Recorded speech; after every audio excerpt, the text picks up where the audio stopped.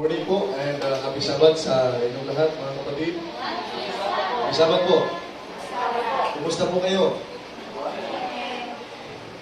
Mas mabuti din sa dati.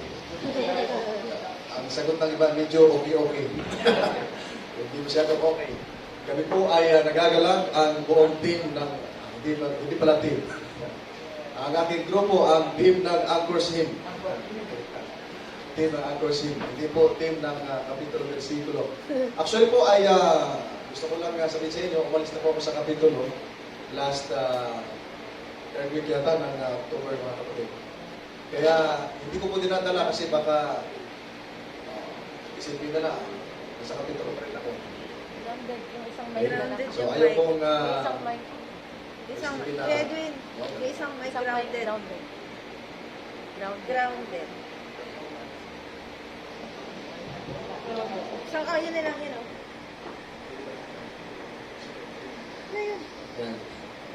Ayan. So, yun po mga kapatid.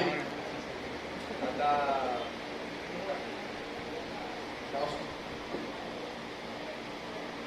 check. Okay na yan. Okay na yan.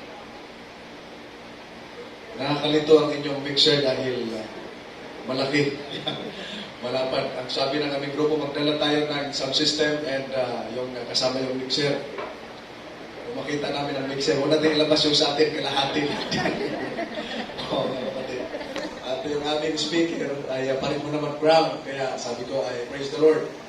Nagdadala po kami palagi dahil may mga simbahan kami pinaglilingkuran na walang sound system. Pero mayroon silang kuryente. So, it's a great honor and privilege to be here, to be your speaker this morning sa, anong church ito? Singalong. Ayan. Matagal na po nag-invite si Sister MJ. Ako, MJ ba talaga ang pangalan niya? Yun ang pangalan niya sa Facebook. Ayan. At hindi namin kagad napagbigyan dahil ang napagbigyan namin yung mas malayo, mga minamahal ng mga kapatid. So, praise the Lord. Thank you din kay Pastor Ray. At nandito, namit natin yung mga gusto ng pastor. At sa mga oras nito, mga minamahal ng mga kapatid, ang inyong lingkod ay magbabahagi ng isang napakagandang paksa. Ang paksa ay, nababasa niyo ba yung paksa? May mga bagay tayo hindi pa natatapos, so tapusin natin. Sisimula pa lang tayo, tapusin na. Kaya, at ang ating pong talatang babasahin o ating pong key text ay matatagpuan sa unang Korinto 9:24 hanggang 25. Alam ninyo, ang mga kalahok sa paligsahan ay tumatakbong lahat. Ngunit iisa lamang ang nagkamit ng gantimpala. Kaya't pagbutihin ninyo ang pagtakbo upang kamtan ninyo ang gantimpala. Right? Sa verse 25, at ang bawat tao na nakikipaglaban sa mga palaruan ay mapagpigil sa lahat ng mga bagay. Ginagawa nga nila ito upang magsipagtamo ng isang gantimpala na may pagkasira. Ngunit tayo'y niyaong walang pagkasira. Tayo po yung sumandaling lumukod at manalangin. Mapagmahal po namin, Ama, sa mga oras na ito, kami po ay magmuni-muni ng inyong mga salita. Inyo pong pangunahan kami. Buksan po ninyo ang aming puso't isipan. Madama namin ang tamis ng inyong mga banal na salita na magbibigay sa amin ng kalakasan ng aming pananampalataya at paghuhugutan namin ng lakas upang kami po ay makatayong patuloy sa amin po pananampalataya.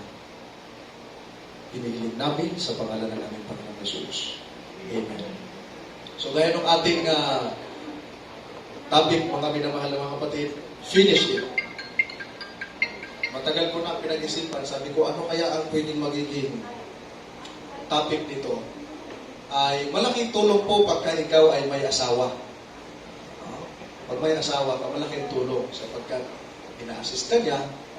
Kaya tama yung ginawa ng Panginoon si Eva, no? Dahil hindi katulong kundi katuwang, no, sa gawain, no, mga minamahal na kapatid. Kaya inassist niya ako sa paggawa ng presentation. Ang presentation nito hindi siya highly theological dahil hindi naman mga theologian ang ating kaharap except kay Pastor Ray, no? At napaka-basic nito mga minamahal na mga kapatid. Naalala ko ang ating topic. Mayroon kasi isang storya mga minamahal na mga kapatid. Mayroong mga turista na namasyal sila doon sa lugar ng mga buhaya, no? Doon sa tubigan. Malawak. Habang sila nakatingin doon sa may bangin, nag-announce yung may-ari ng buhaya.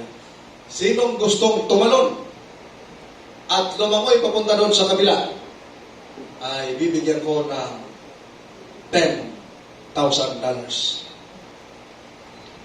Lumangoy, tumalon doon sa buhayahan, tapos lumangoy papunta doon sa dulo. Pag makarating, may $10,000.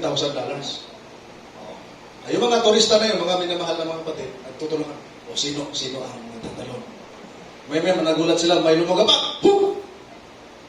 Uy, may lumangoy, may tumalon. Ang bilis, mga kapatid. Ang bilis makarating niya doon sa dulo dahil ang buhaya hinahabol siya. Madami. No? Nung siya po ay mag-claim na, sabi nung may-ari, may-claim na yung reward kasama yung kanyang asawa. Sabi nung may-ari ay, ano ang nag-udyok sa iyo? Bakit ka tumalon? At napagtagumpayan mo. Sabi niya, hingal na hingal pa siya. Sa takot niya na baka maabutan siya ng buhaya. Sabi niya, actually hindi ako tumalon. May tumulak sa akin. May tumulak. Ang ginawa niya, pinilisan niya yung paglangoy kasi yung hindi maabutan siya ng buhaya. No?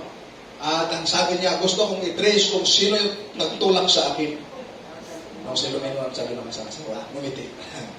Ako yun. Tinulak ng asawa. Dahil malaki-laki ang premyo, $10,000. No, tinapos niya. Dahil kung hindi niya tapusin, finish niya. No, mga kapatid. Nalala ko lang yung kwento na yon dahil sa baksa. So ang ating pag-uusapan, napakaganda. Merong mga taong dumadalo o sumasali sa tinatawag nating mga paligsahan para manalo. Meron bang sumasali sa mga paligsahan para matalo? Meron wala. Wala ano. Meron bang sumasali sa paligsahan na hindi naghahanda? Wala rin. Di ba ka? Pagka maglilingkod ka nga, pati yung grupo ko, minsan, twice or thrice a week kami nagpa-practice. Kahit Sabado lumalabas kami para lang maayos yung kanta. Pero nandun pa rin yung kaba. Mga kapatid. Si Manny Pacquiao. Kilala niyo si Senador Manny Pacquiao? Sa panahon na sila laban sa boxing, todo ensayo siya. No? Dahil ang reward malaki-laki. Pero ang ating hitex, mga minamahal mga kapatid, napakaganda sapagkat pinag-uusapan dyan sa dulo, ngunit tayo niya ang walang pagkasira. Ang ating paglalakbay sa libutan ito ay napakaganda. Gusto kong sabihin sa inyo, mga minamahal na mga kapatid, ito ay isa sa napakagandang assurance.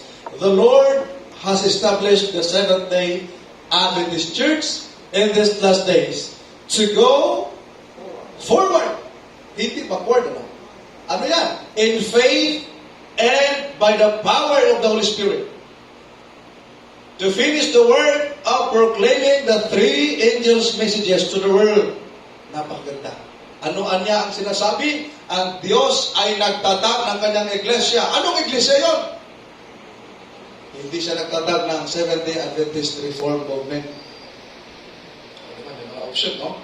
May mga Davidian, nag-aangkin na lahat, ang dami, nagkalat. Pero ayon sa pahayag ng ating mga propeta si Mrs. White, ay ang Seventh-day Adventist in these last days. Anong dala-dala niya? Three angels' messages para sa lahat ng tao. The Lord is bidding us as a people to go forward with no turning back.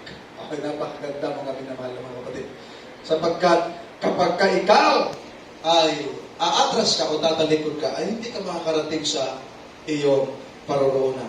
Mga minamahal na mga kapatid. Kaya, sa Biblia, marami po ang tinatawag. No? Many are called, but few are chosen. Marami ang tinawag, ngunit konti ang pinili. Bakit? Sabi diyan, and that many seek to be welcomed to a heavenly home, but that only those who come through the narrow door may enter. Yung lamang pumapasok sa makipot na pintuan, yung makakapasok, mga minamahal na mga kapatid. E paano yung may nagtanong sa akin ito eh. Nung nag-crusade po ako mga kapatid sa public. Sa amin kasi pag nag-crusade, yung 100, pinakakunti na yon. Nung mag-crusade ako, may nagtanong, alin po ba ang dapat pasukan? Yung makipot na pintuan o yung malapad na pintuan? Nung binasa ho natin yung talatang ito, sabi niya, paano ho yung mga magkataba? Makapasok ba sa makipot na pintuan? Hindi ho ako nagpapadama kung mayroon mga malaman dito. Yun po ang tanong niya. So nagtawanan yung mga audience. Kung may mataba na, makapasok ba? Hindi ho, literal yan, mga minamahal mga kapatid. Sabihin, marami ang tinawag, pero kunti lang ang pinili, kunti lang yung nagpapatuloy. No? Pangalawa, ang sabi dyan, marami ang gusto makarating sa langit na welcome, pero hindi naman lahat sapagkat yun lamang dumadaan doon sa tinatawag natin narrow door, mga minamahal na mga kapatid. Kung ating titignan ng ating kitik sa English, everyone who competes in the games goes into strict training. Hindi lamang basta-basta training, kundi pati sa kanilang pagkain. Meron din tinatawag tayong mga, ano yun? Tinatawag natin pagbabawal, disiplina sa pagkain. Hindi naman pwede mag-training ka, pero yung kinakain mo, isang kaldero, hindi naman isang kaldero. Yung nasa loob na isang kaldero, no? Ang kinakain mo ay marami. Kung ano-ano ang yung kinakain. Kumakain ka ng mga, kung ano-ano pang pataba, nag-training ka na eh. O, di ba ka? No? So, nandun yung pagpipigil, mayroon ang temperance, at talagang focus ka dahil mayroon kang goal na inaabot, mga minamahal na mga kapatid. Sa B, ang sabi dyan, they do it to get a crown that will not last, but we do it to get a crown that will last forever. O, di ba ka?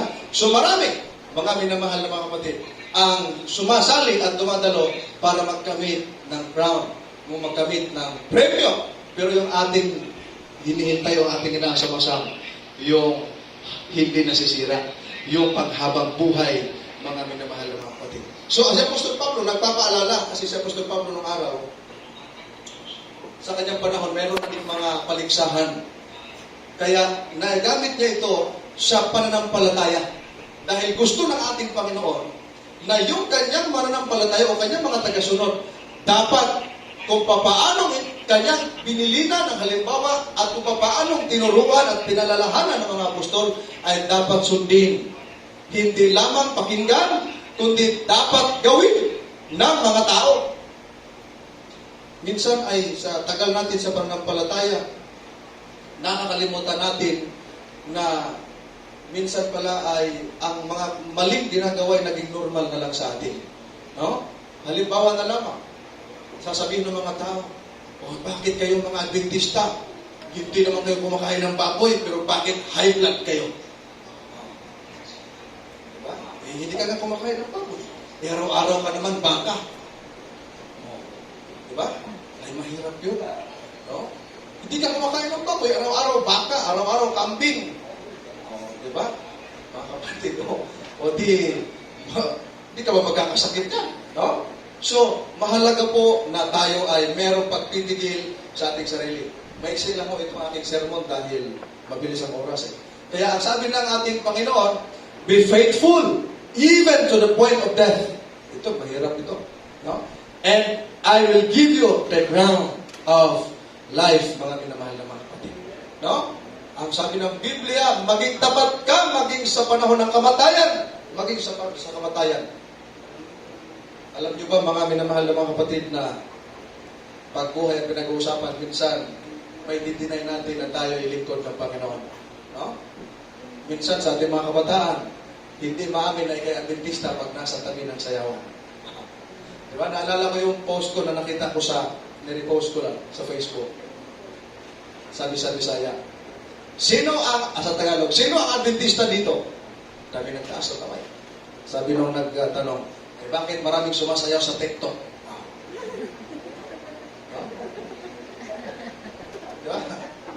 Parang, wala dito sa Sigalong. Wala nagtitiktok na sumasayaw. Wala dito mga kapatid. Amen? Uy, hindi sabi. Pero, wala, no? Meron o wala? Sana wala. Mga kapatid, meron mga nagtitiktok, mga adventista, nasa live pa, no? Meron nga ako nakita, elder pa, ha? Nag-tiktok yung ano, nag-tiktok doon sa harap ng camera. Naku, mga kapatid. Maganda kaya tingnan yun. Adventista ka. Tapos, lalo elder. Oh, diba? Elder na mahirap mga kapatid.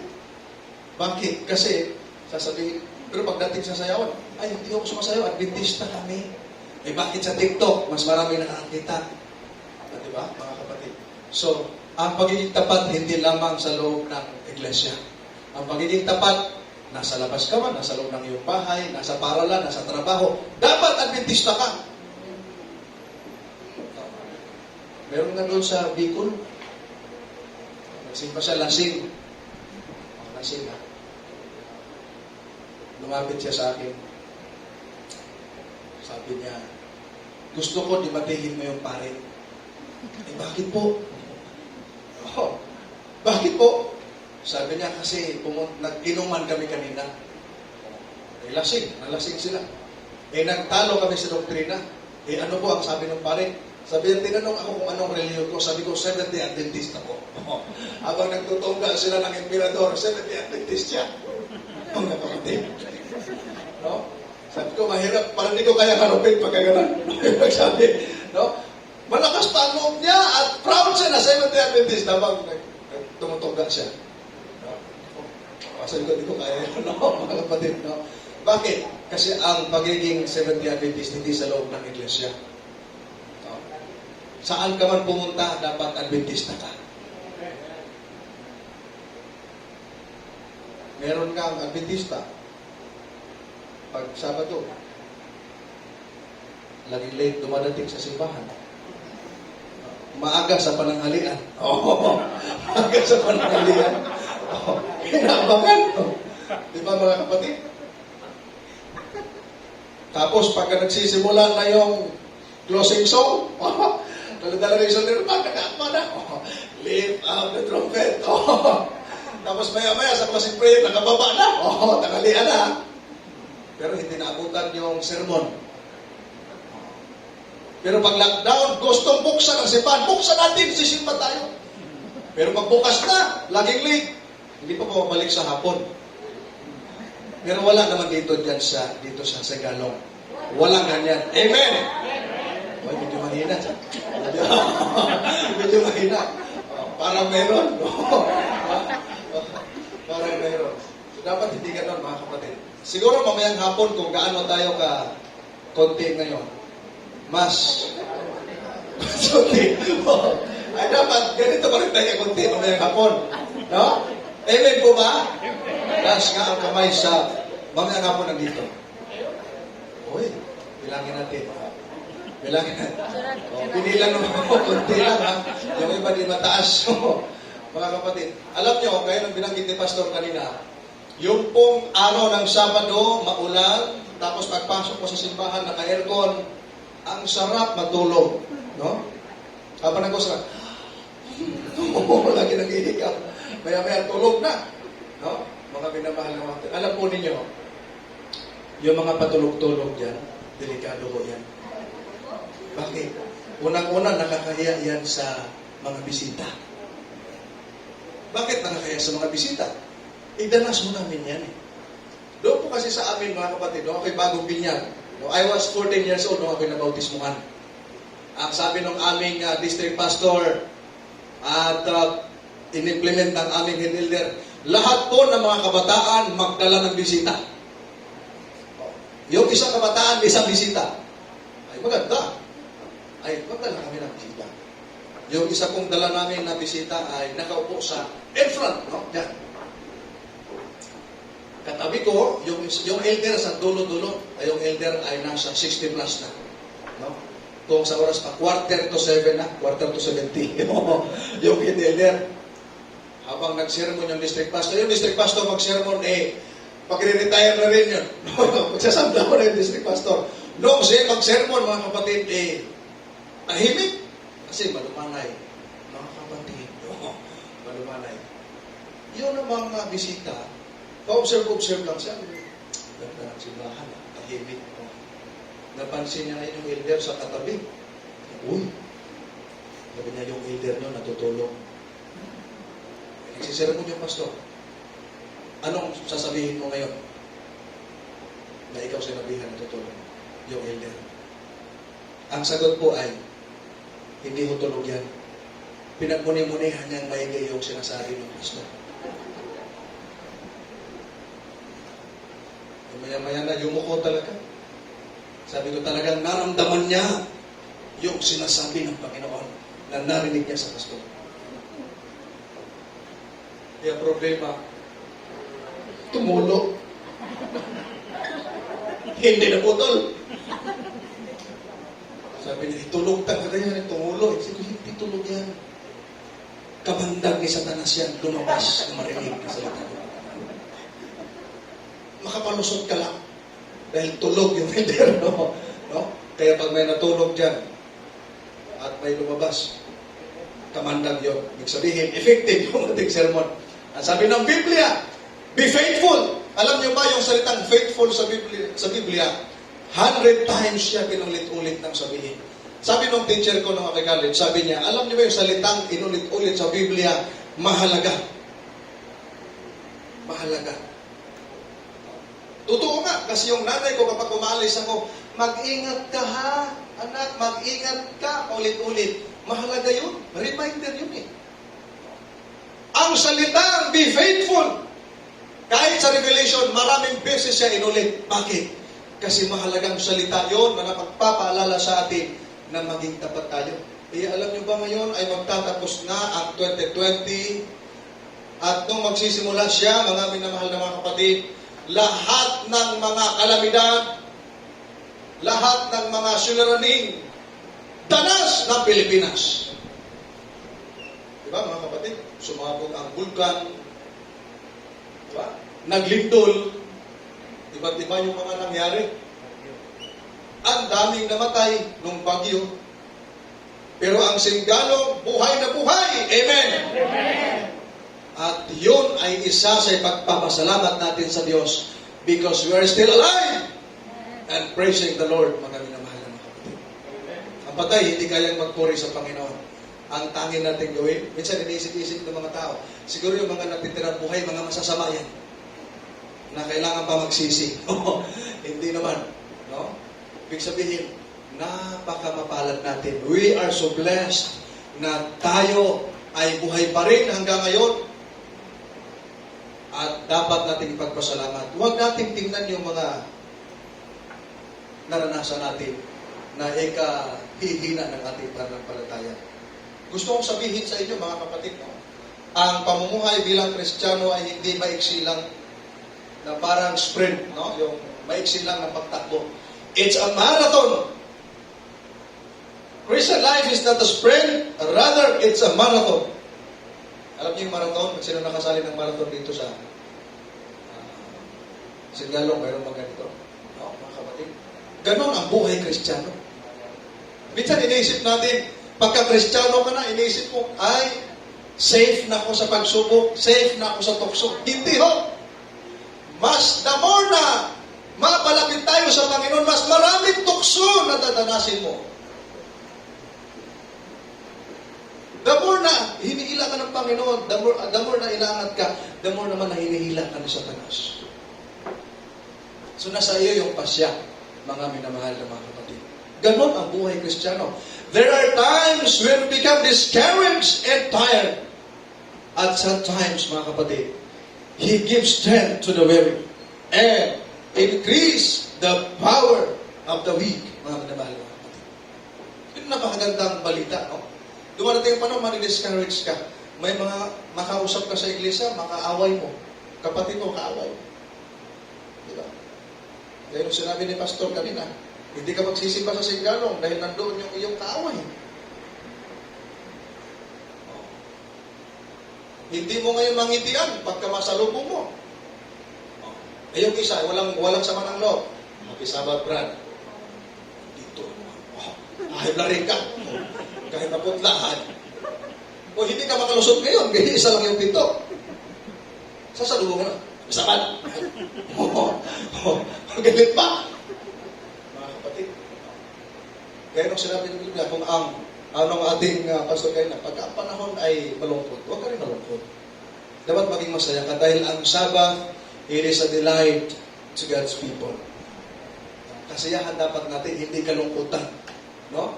Mga minamahal mo. Kaya lang, hindi ko alam kung masaya kayo dahil lahat kayo nakamas. Yun ang kagandahan, lahat nakamas. Mga kapatid, no? Yung iba na, pag hindi nakamas, ay sisitahin tayo. At yung po mga, kasi naka-video tayo sa atin ngayon, yung po mga, baka nagreklamo kayo, hindi ako nakamas. May mask ko ako, nilagay ko lang sa bulsa. At yung microphone mo, dala-dala ko namin. No? Kaya safe ho kami, safe and sound. No? So kung ating titingnan mo kami na mahal na mga kapatid, minsan napapagod tayo sa paglilingkod. 40 years ka na naglingkod, 60 years ka na naglingkod, pero hindi pa rin dumadating ang Panginoon. Ang tanong, handa ka na ba pag dumating ang Panginoon? Yung mga kabataan, tanongin natin, handa na ba kayo pag dumating ang Panginoon? Ha? Yung iba, duda pa. Wala ba akong boyfriend na? Oh, diba? Isip-isipin pa. Ay, wag muna Panginoon. Hindi pa ako nagka-boyfriend. Oh, kahit isa lang. Oh, makasama ko sa langit. Ay, ang boyfriend, hindi Adventista. O, di sasabit sa saya. Di naman pwede yun. No, mga kapatid. So, mahalaga po, no? Kapag tayo po ay nadi-discourage at napapagod sa paglilingkod, lumapit tayo sa ating Panginoon. At kapag tayo nadi-discourage at nanghihina, isa lang ang dapat nating gawin, mga minamahal na mga kapatid. Sabi ng Biblia, tuminging matuwid ang iyong mga mata. Saan? Sa unahan. At ang iyong mga paningin ay maging matuwid sa iyong harapan. Minsan kasi, sa ating palibot, lagi natin natin, si brother, oh, ganda ng suot, inutang naman. Oo, lagi nakikita. O, di ba? Si Elder, nakaparong. Oh, pero inutang yan. Oh, yun ang sasabihin. Okay, si sister, parang dunya. Oh, lagi nakatakong, natitisod naman. Oh, di ba? Mga kapatid, mahirap yun. Lagi mo nakikita yung kasister. O yan si sister, pag pumunta sa simbahan, pagka tahimik, tulog yan, pag-ising, napakaingay. Oh, lagi mong sinisita. Ay, pag umakyat yan si sister, ay, ang iksi ng palda. Pag nagsuot naman ng mahaba, ang haba din ng punit hanggang dito. Punit ba tawag yan? Diba? Minsan kasi ang haba ng palda, sa simba, nandun yung shoulder bag, bukiki ay yung shoulder bag, ano ba tawag ko? Buksan mo. No? Walang Biblia, ano yung mga chinchanso, mga uling, pinaglalagay dito. Mga kapatid, no? Oh, ang haba. Tapos upo. Kita yung ano.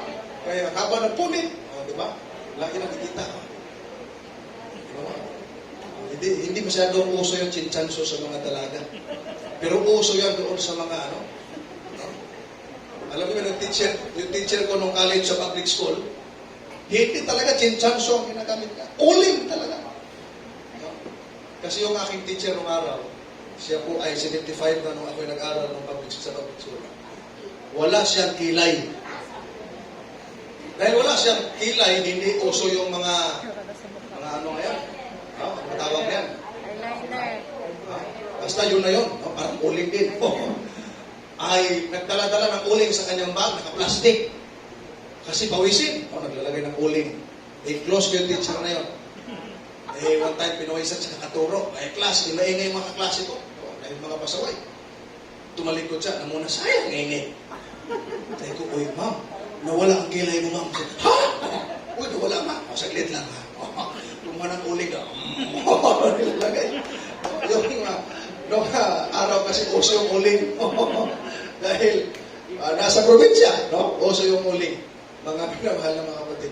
Marami tayong nakikita sa mga kapatid, no? Lagi na sasabi, ang kinis-kinis ng mukha, kung ano mga pinaglalagay. Pero sa bahay, burarat. Kung ano mga sinasabi, mga minamahal na mga kapatid. Pero kung titingnan mo, itingin mo ang iyong mga mata sa unahan, tingnan mo ang iyong sarili. Hindi mo makikita yung iba. No? Hindi mo makikita yung iba. So, para maka-avoid ka na para kang pariseo, pagbabayang parisea, ay itingin matuwid ang mga mata saan? Sa unahan. At ang sabi dyan, at ang iyong paningin ay magiging matuwid sa iyong harapan. Huwag kang lumiko saan? Sa kanan o sa kaliwa man. Ilayo mo ang iyong paa sa kasamaan. Ay, napakaganda. Ito'y payo na napakaganda mga malamahal na mga kapatid. Sapagat ang kasamaan ang naging dahilan kung bakit ang mundo ay naging masama. Diba? At yung kasamaan nagiging nature ng tao dahil sa kasalanan at paglaban. I do still remember Eve. Sabi diyan, when Eve turned just slightly from God's word, she left herself open to the serpent's deceptions. Diba mga kapatid? Nung si Eva, in-entertain niya si Satanas dahil nagkaroon siya ng doubt sa salita ng Diyos. Ay, ano nangyari? Ano nangyari? Na-deceive sila ni Satanas. Pagka tayo may duda sa salita ng Diyos, ma-deceive ka ni Satanas. Matukso ka. Ano ba Tagalog sa ma-deceive? Maligaw ka? Madaya ka? At ano ba? Malinlang ka ni Satanas. Pag may duda ka sa salita ng Diyos. Diba mga minamahal na mga kapatid? At ang naging dahilan, pagkain. Yung pagkain na yan, ay, hindi naman yan. Yung pagkain na pinagbawal sa kanila, hindi yun madumi. Pero ipinagbawal. Sapagkat yun ay pagkakilala ng mabuti at masama. Ngayon, ang daming ipinagbawal, hindi pagkain, pero kinakain. Anong sabi ng mga pastor? Mga pari, pwedeng kainin. Sabi ng Biblia, huwag! Diba? Ganon. At kung hindi sana, kasi nangyari na di ba? Kung hindi sana nagpadaya si Eva at si Adan, hindi sana tayo mahihirapan. Hindi sana ang tao mamamatay. Hindi sana ang lalaki maghihirap sa paghahanap buhay at yung babae hindi sana maghihirap sa panganganak. Sabi naman ng iba, siguro pinayagan ng Panginoon magkasala dahil kung hindi magkasala, hindi dadami ang tao. Totoo ba yun? Hindi. Kasi nakaprograma na ang tao ay dadami. Ang problema lang, mahirap manganak ngayon. Noong araw, siguro hindi, no? Ngayon, sino bang mga nanay dito na hindi nahirapan manganak? No? Mahirap manganak. Kaya buti na lang yung mga lalaki hindi nanganganak. No? Dahil yan sa naging mahirap. Kaya ang sabi ng Biblia, mahirapan ang babae manganak. Pero kung hindi nagkasala, siguro ang dali-dali lang manganak ng babae. Siguro, uy, lumabas na. Kaganon lang. O nag-ighap lang si Bisaya pa. Uy, lumabas na. O nagkuha na yung bata. O ngayon, kailangan pa ng doktor. Kung medyo malaki-laki yung bata sa loob, isisaryan pa. O, di ba? Pero kung hindi nagkasala, bago dumating yung, ano ba tawag doon sa Bisaya, yung mananabang? O, yung parang, Madrona. ano tawag doon? Madrona. Madrona. Yan, yung madrona. No? Bago makarating, makalabas na. No? Doon sa Bulacan, meron ng anak ng 25 eh. 25. Pero dalawa tatay. Oo, dalawa tatay. May anak, in-interview siya. Ang sabi ay, di ka ba nahirapan mga anak? 25 yung anak ko. Sabi niya, anong una lang? Oh, nung una lang panganak ay medyo mahirap. Pero nung sumunod na, na lang, lumabas na. Mga kapatid. No? Pero karamihan ko, mahirap talaga mga anak. Yung sister ko, namatay sa panganak. Dahil yan sa kasamaan mga kapatid. Kung hindi sana, nangyari na mga kapatid, ay gawin nating leksyon. Ang sabi ni Apostol Pablo sa 15:3 ng Roma, sinulat ang mga bagay na ito sa ating ikatututo. Para makakuha tayo ng leksyon, hindi para gayahin yung kanilang ginagawa. When Lot's wife turned her head just one time for a forbidden glance at her former home, she lost her life.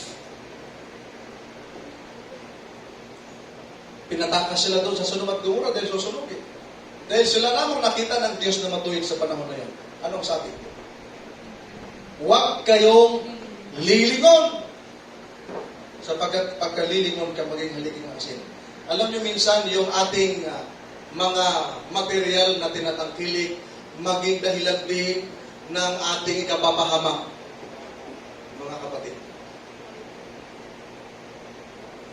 One of the reason kung bakit yung asawa ni Lot ay naging haliking asin dahil sa kanyang mga ari-arian din.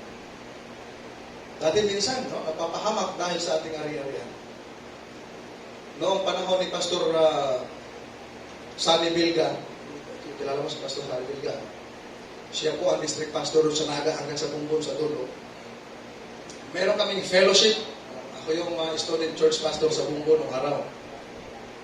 Noong magkaroon kami ng fellowship, may isang pamilya doon na hindi makadalo-dalo pag may fellowship. Tinanong siya ni Pastor, ay kapatid, ba't hindi kayo nakasimba? Pagka may fellowship, ang sabi, Pastor, hindi ho namin maiwan ang aming mga kayamanan. Ay ano ba yan mga kayamanan nyo? Hindi nyo maiwan-iwan sa bahay. Ang sabi, ay mga kutsara, mga plato, kaldero, kawali. No? Takot mawalan ng kutsara. Hindi makadalo sa fellowship, mga minamahal na mga kapatid. No? Bakit? Dahil minsan, ang naging ugat ng pagiging masama ng tao, pera, ari-arian, mga kapatid. Isa yan sa naging dahilan ng buhay ni asawa ni Lot. When the children of Israel wanted to turn away from the promised land and turn back to Egypt, their bodies were left lying in the desert, mga minamahal na mga kapatid. Patay sila. Kaya sabi ng Biblia, hindi sila nakapasok sa lupang pangako. Mabuti pa yung asawa ko at yung dalawa kong bayaw. Dalawa kong lalaki niya, bayaw yan, yung dalawang gwapo. Yung isa ho, si Daniel Padilla, ay taga-promise land ho sila. Pero dyan lang sa Quezon City. Itong promise land na ito ay nandun sa Kanaan, mga kapatid mo. Marami sa kanila hindi nakapasok. Namatay sila. Ano kaya naging dahilan? Merong dahilan. Pakinggan natin. Ang Hebrews chapter 3 verse 19. So, we see that they were not able to enter because of their what? Unbelief. Tanging dahilan kung ba't hindi sila nakapasok ay sa kawalan ng pananampalataya. Kapag ang isang tao ay nagalinlangan, ang isang tao ay maraming failure sa buhay, kulang ang pananampalataya mo. Minsan sabihin mo, just wondering, bakit lagi akong failure sa buhay ko? Ba't hindi ako pumapasa sa exam? Nangungopia naman ako. Walang problema. Mali yung nakopyahan Zero din. Diba? Kahit anong gawin mo, kapatid, kapag ikaw ay lack of faith, kulang ka sa pananampalataya, kawalan ng pananampalataya, failure ang buhay mo, mga kapatid. Ang tanging susi, mga kapatid, para makapasok ka, ay talagang magkaroon ka ng napakagandang buhay o pananampalataya, mga kapatid. No? Kaya ang sabi dito,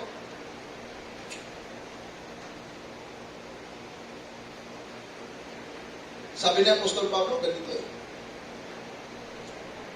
dahil ikaw ay tao ng Diyos, ang sabi niya, layuan mo ang mga bagay na ito at sumunod ka sa katwiran. Ay napakaganda. Ikaw na anak ng Diyos, mayroong paalala sa iyo sa kabila ng napapalibutan tayo ng iba't ibang mga pagsubok, iba't ibang mga klase ng tao. Ang sabi ng Biblia, layuan mo! Lalo na sa mga kabataan, no?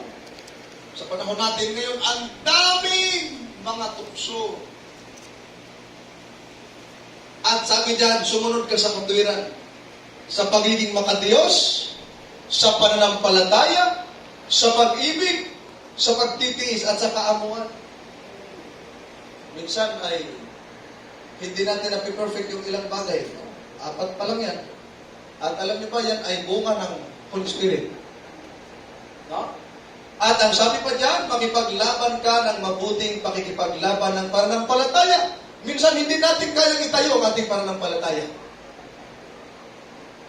May mga estudyante tayo, hindi kayang sabihin, Seventh-day Adventist na ko sir, hindi ako papasok ng Sabado. Sunod-sunod ka na lang. Sa trabaho, hindi masabing Seventh-day Adventist, kaya kahit Biyernes na gabi, nakakapasok sa trabaho. Tapos, pagka nagkaroon ka na ng lakas ng loob, magpapaalam ka na, sir, hindi ako papasok sa Biyernes ng gabi, sir, Adventista po ako. Anong sagot ng iyong amo? Uy, bakit nung nakaraan pumasok ka? Pwede palang mag-absent. Mahirap yun. O di kaya, ikaw naman yun, nanindigan sa pananampalataya. May kasama ka namang hindi. Sir, hindi ako pumapasok ng Sabado. Seventh-day Adventist po ako. Ganun ba? Bakit yung iyong kasama? Adventista din yun pero pumapasok. Pwede pala. Di, huwag ka rin sumamba. Pero mahalaga, manindigan ka. Ako kasi sa nanindigan ako, tapat ako. Pero dapat ganun. Manindigan. Sa trabaho, sa eskwelahan, at saan mang bagay, manindigan ka sa iyong pananampalataya. At ang sabi diyan, panghawakan mo ang buhay na walang hanggan, na dito'y tinawag ka. Ano ang panghawakan natin? Buhay na walang hanggan, dahil yan tayo tinawag ng Panginoon. At ang sabi pa diyan, at ipahayag mo ang mabuting pagpapahayag sa harapan ng maraming mga saksi. Kaya hindi dapat mawala yung ating pagbabahagi ng salita ng Panginoon. Maging liwanag tayo sa Kanya, mga minamahal na mga kapatid. Malapit na po tayo magtapos. Sabi ni Apostol Pablo, isa ito sa mga paborito kong talata pag nagtatapos ang taon. Mga kapatid, hindi ko ba inaaring inabot? Datapwat, isang bagay ang ginagawa ko. Ayan, no? Isang bagay ang ginagawa ko. Na nililimot ang mga bagay na nasa saan? Sa likuran, yung mga nangyayari. At tinutungo ang mga bagay na hinaharap. Nagtutumulin ako sa hangganan sa gantimpala ng dakilang pagtawag ng Diyos na kay Kristo Jesus. Sabi ni Apostol Pablo, nililimot ang mga bagay na nasa likuran. Ngayon ay patapos na ang 2020. Tatanungin ko kayo na mga nandito. Sino sa inyo ang walang kagalit? May kagalit. Taas kamay. May kagalit. Yung totoo. Be true to yourself. Sino sa inyo ang may kagalit? One. Yung may nakasamaan ka ng loob, mula ng bata ka hanggang ngayon. Meron. Wala talaga. Oo. Sabi niya, wala pa, bata pa ho ako, wala pa talaga. Mga kapatid, merong isang mangaral. Sa isang kongregasyon, ang sabi niya, sino sa inyo ang may kagalit? Lahat nagtaasan ng kamay. Isa lang ang hindi. Si nanay. Lumapit siya, sabi niya, Nanay, ilang taon na ho kayo? Ang sabi ng nanay, ay 93 years old na ako. 93 na. Ay bakit wala kayong kagalit? Sabi niya, kasi patay na lahat. Patay na pala lahat. Okay. Kaya pala siya kagalit. Patay na lahat. Ay mabuti na lang. No? Ay kung umabot pa tayo ng 93, ay baka wala na rin tayo kagalit. 93. No? Hindi ko natin sabihin, mga kapatid. Kapag mayroon ka nakasamaan ng loob, mayroon kang napagsalita ng hindi maganda, o kaya mayroon nakapagsalita sa'yo ng hindi maganda, niliba ka, o sa ganito, no? Napakagwapo, pero bayot lang. Niliba, ay, huwag ka nang masaktan. No? Patawarin mo na kahit hindi marunong humingi ng tawad. Di ba? No? Mag-move on ka na. Di ba? Marami kasi mga tao hindi makamove on sa buhay. No? Lalo na yung mga dalagang bigo sa pag-ibig. Buti si Sister Surigao. Dito, no? Surigao ba yun? Proud brother. Sabi niya, married na po ako. Ayan, no? Sabi niya, ay, kinasal na po kami. Secret lang. Doon ako bakit secret? Kasi hindi yan nagpapakain. Pero, babawi daw siya dito sa Singalong. Totoo ba yun, sister? Abangan natin ang susunod. Mga kapatid, no? Magpatawaran, no? Mahalaga. Noong nakaraang linggo po doon sa church na pinanggalingan namin, nagkaroon kami ng Santa Cena. Noong after ng Santa Cena, nag-pray kami. Noong po na kami, yung isang nanay doon ay umiiyak siya at humingi ng tawad sa amin. Sabi ko, nanay, bakit humingi ka ng tawad? Sabi niya, nakapagsalita daw siya ng hindi maganda at nakapagbitaw siya. Sabi ko, okay lang sa amin. Sanay na kami yan. Mabuti na lang naalala niya. Bakit po? Noong po kasi nagsimula ang lockdown, I was the church pastor sa Rooftop Church. Nagbaba ng memorandum, Pastor Ray, ang CLC. No? Now, sarado ang simbahan. Ay, talagang gustong buksan ang simbahan. Tapos, no, sabi, bawal ho. No? Pwede naman ho tayo sa bahay muna. No? Para maiwasan natin yung COVID. Ang COVID, hindi natin nakikita. No? Hindi natin nakikita kung sino yung may COVID. Kung saan napunta yung COVID o sino yung natapuan. Ay, ang sabi, pinersecute. No? Ang tawag sa amin ay manguusig. Oh. Pinersecute kami. Oh. Sabi ko, hindi naman. No? Okay lang naman yun na yung nasa loob, okay lang naman yun. Pero kung tawagin ka pinersecute, tapos hindi ko daw sinabihan, sabi mo, pero ako hindi masama ang loob namin kasi natutuwa kami. Pero ang nagustuhan ko sa kanya ay na-realize niya na hindi pala maganda sabihan mo yung church pastor niyo na persecutor. Mahirap yun, no? Okay lang yan, diba, Sister Ning, na simba, pero wag sabihin na persecutor. Ayan. Pero na-realize niya, maganda rin yun, mga kapatid. So before mag-end ang December, we will face, new year. New life na naman. Tapos, new friend. Hindi new wife, ha? New life. Mga bana. New life. Hindi new wife. Okay ba? Bagong buhay tayo. No? Talikuran na yung pagiging chismosa, tanggalin na yan. Yung pagiging libakira, tanggalin na yan. Yung laging patulog-tulog habang nakikinig. Hindi ka makinig, patulog-tulog ka lang. Tanggalin na yan. Yung laging late kapag sabat, tanggalin na yan. Dapat lagi ka nang mauna sa umaga. Kasi mahirap yung mauna yung bisita. No? Wala naman dito sa Singalo. Wala dito sa Singalo kasi may kirti-kiri. Mga kapatid. Parang na naman. Akala kasi namin malayo, umalis kami ay 6:30. Mga 7, nandito na kami. Mabuti na lang na-flat yung aming sinakyan. O na-flat dyan sa kanto, sumubra kami. Nung huminto kami, bumaba yung driver, nagtanong kung saan yung sigalong, nakikita na lang pala.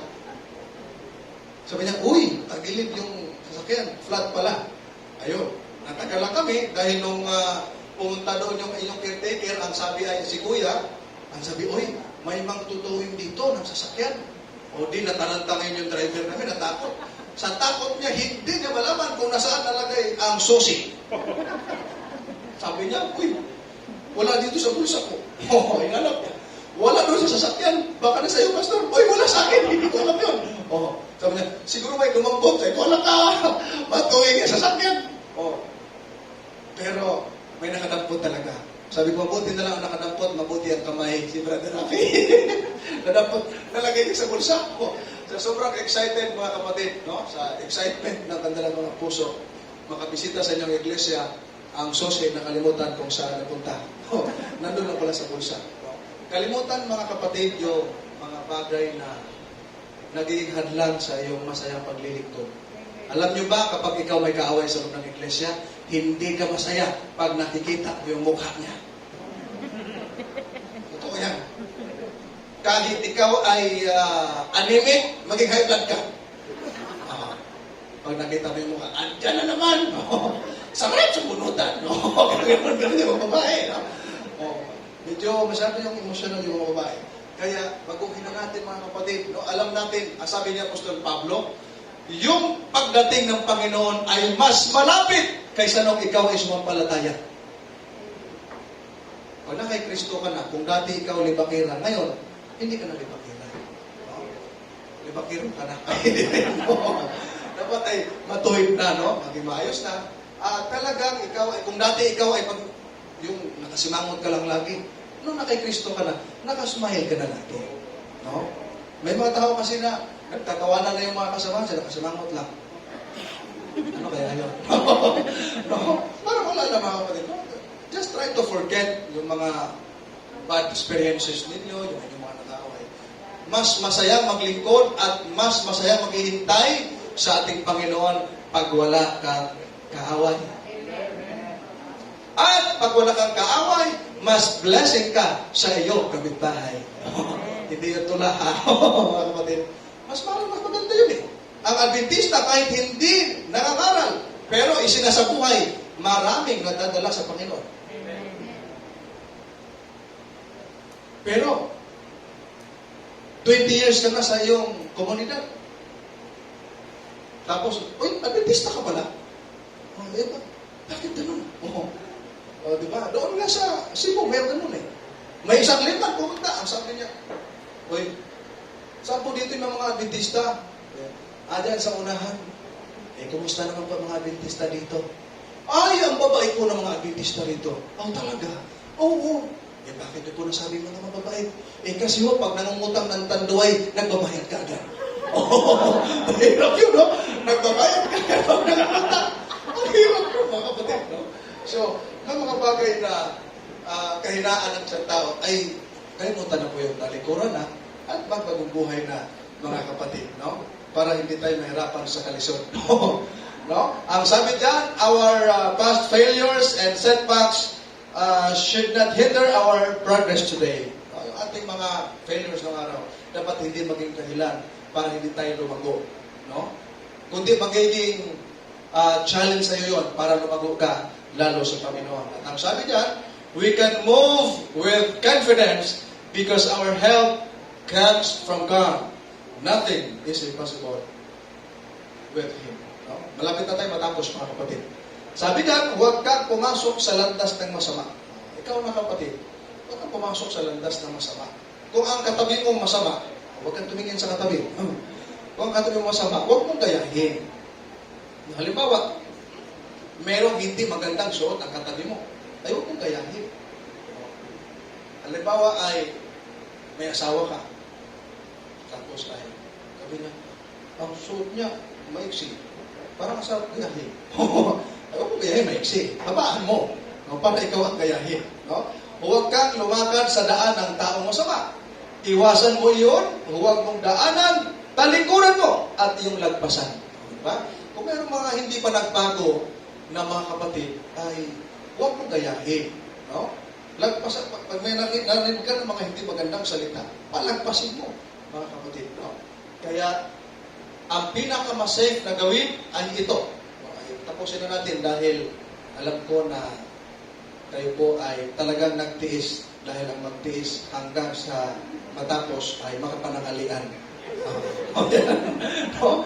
Ang sabi niya, kaya nga dahil napapaligiran tayo ng napakaraming saksi, talikuran natin ang kasalanan. Pwede na pakaganda. At anumang balakid na pumipigil sa atin. Bakit kaya ako laging late? Kasi nagpupuyat ka sa gabi, nag-ML ka. Biyernes ng gabi, late ka kasi lagi ka nanonood ng Korean novela. Late kang late dahil lagi kang nag-YouTube. Diba? Kaya pag-isip mo, late na. Diba? Balakid yun sa'yo. Naging dahilan yun para hindi ka mauna sa simbahan. Mga kapatid. Takbuhin natin, may pagtitiis, ang takbuhin nasa unahan natin. Mga maganda. Magtiis tayo, kunting tiis na lang. At hindi na magtatagal.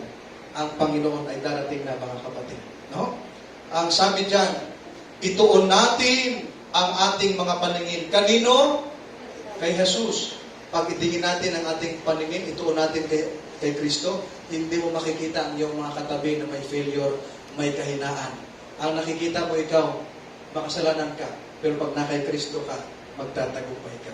Na siyang pinagmulan at kabuuan ng ating pananampalataya, dahil sa kagalakang naghihintay sa Kanya, hindi niya ikinahiya ang mamatay sa cross. At siya ngayon nakaupo sa kanan ng trono ng Diyos. Ang ating Panginoon, hindi niya kinahiyang mamatay para sa atin. Dapat, hindi rin natin siya ikahiyang ibahagi. Amen po ba? Amen. Hindi natin ikahiyang. Huwag mo ikahiyang ikaw ay kabataang Adventista. Ikahiyang mo kapag ikaw ay gumawa ng mali. sa harapan ng Panginoon, mga kapatid. Kaya, isa sa napakahalagang lesson sa ating paglalakbay sa mundong ito ay ito. Una, mga kapatid, in a race, there are winners and losers. But, be a winner. Pangalawa, fight with an aim, run with a goal. Mga kapatid, meron kang pagtutukuhan. Pangatlo, let us keep our eyes fixed on Jesus who gave us strength. Mga kapatid, hindi ka matitisod pag kay Kristo ka nakatingin. And lastly, finish the race and you will be given a crown of life. Kaya, yung ating takbuhin, kunti na lang. Finish it, mga kapatid. At pagka tinapos natin, tatanggapin natin yung crown of life na ibibigay ng Panginoon sa iyo at sa akin at sa lahat ng mga nagmamahal sa Kanya. Pagpalain po ang buong Sigalong Church.